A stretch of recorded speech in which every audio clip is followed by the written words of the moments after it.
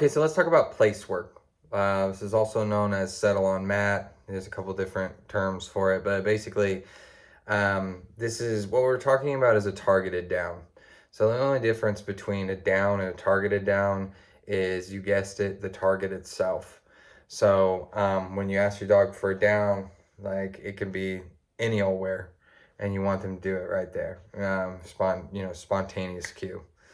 Um, a targeted down, it's going to be a stuffed bed, a mat, a rug, a blanket. Um, with Flounder, my dog, I could flatten a cardboard box, and his cue was bed. I would say bed, and then he'd go and lay down on it. So as far as this goes, it's a really nice instead behavior. It's like whatever it is you're doing, I want you to instead go to your target and lay down as the ultimate goal.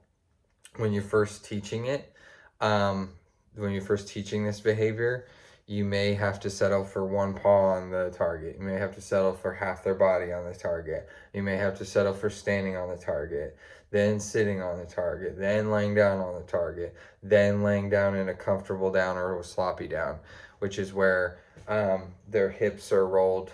Like essentially both of their legs are on the same side of their body.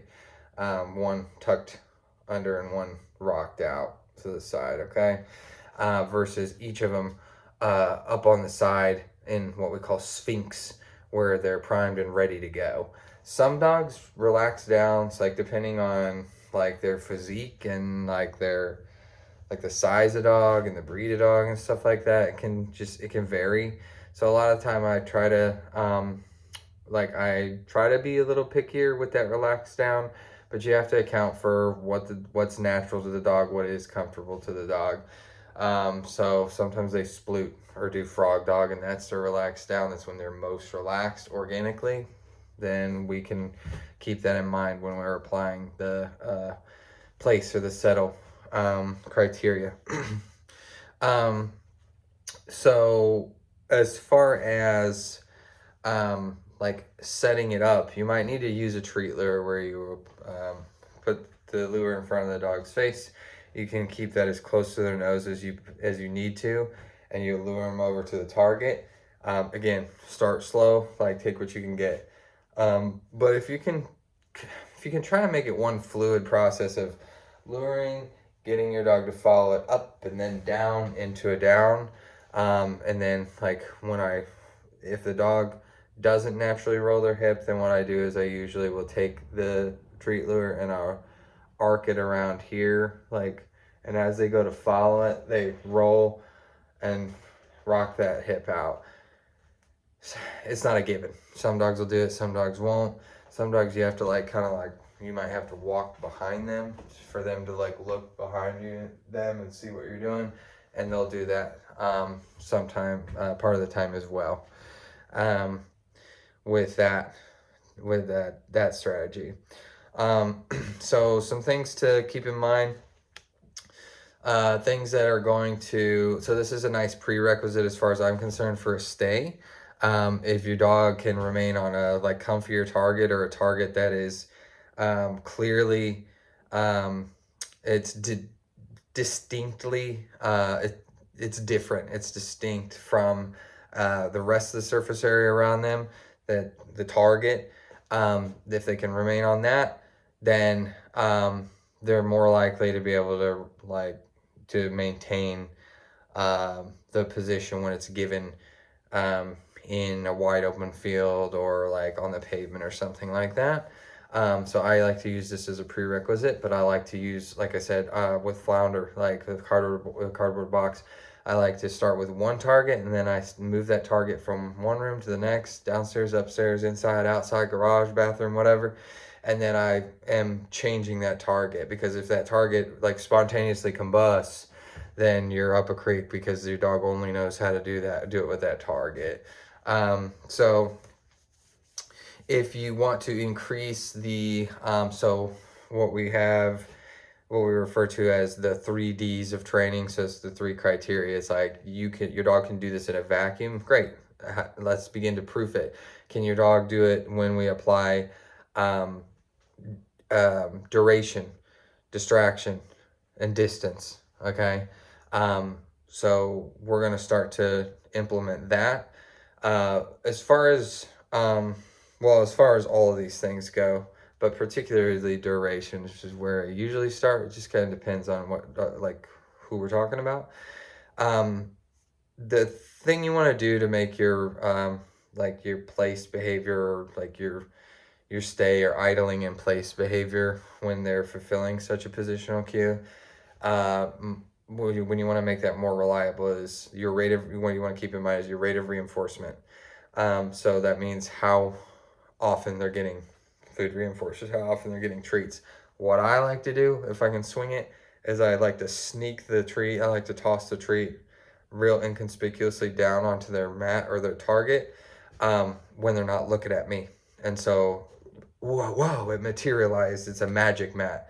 So they're more likely to post up there and remain in that area, kind of like anticipating a food reinforcer to appear on the mat, which it will. You'll hook them up. So ideally, I like to sneak that in so they actually think that this this mat, this target is giving them treats. So that is called remote training. They use that, not remote training, but remote training. They use that with wild animals that they can't get too close to, that they don't want to interfere like with in the wild, and they don't want them to become like independent on the humans that are providing classical conditioning. So that's kind of like a little like microcosm of that. So your rate of reinforcement, how often they're receiving food, how often they're receiving treats, and then releasing your dog before they release themselves. So if your dog gets ready to go pop up, you can do one or two things. You can go ahead and just say, all done, or like, release, or whatever your release cue is, to make them think that it was your idea. Or you can kind of wait for them to get up, and then you can re-instruct them that they need to go back to this target, and you need to do that without feeling very like scary and punitive. And if you don't want to use force, you want to see if you can like encourage them to come back with your body language. Maybe use a treat lure if you need to, but you don't want to like use a leash to drag them onto the target, even though you may be using a leash to help guide them, or like to step on or hold on to if they go try to leave the target prematurely, which I would, again, as always, recommend that the leash be attached to a harness and not around anything, not to anything around their neck. So yeah, rate of reinforcement, release them before they release themselves. Reassign, reinstruct if they break it. And if you are teaching your dog that the difference between being on assignment and being free, when you tell them all done or release or whatever, and they don't really understand that at first, like if you feel like you really need to, you can toss a treat across the room for them to fall out when you say all done, so they get used to navigating away from the target. If they want to if they want to idle there and see if anything good comes their way, that's their prerogative. They don't have to like vacate the area. There's no scenario like where that particular cue is going to like be life or death. So those are some things to think about as far as I'm concerned with place work or targeted down, because that is the ultimate goal, is to get the dog to lay level on the ground and be in a comfortable or sloppy down, whatever that looks like for them, and to remain in place until released. Okay.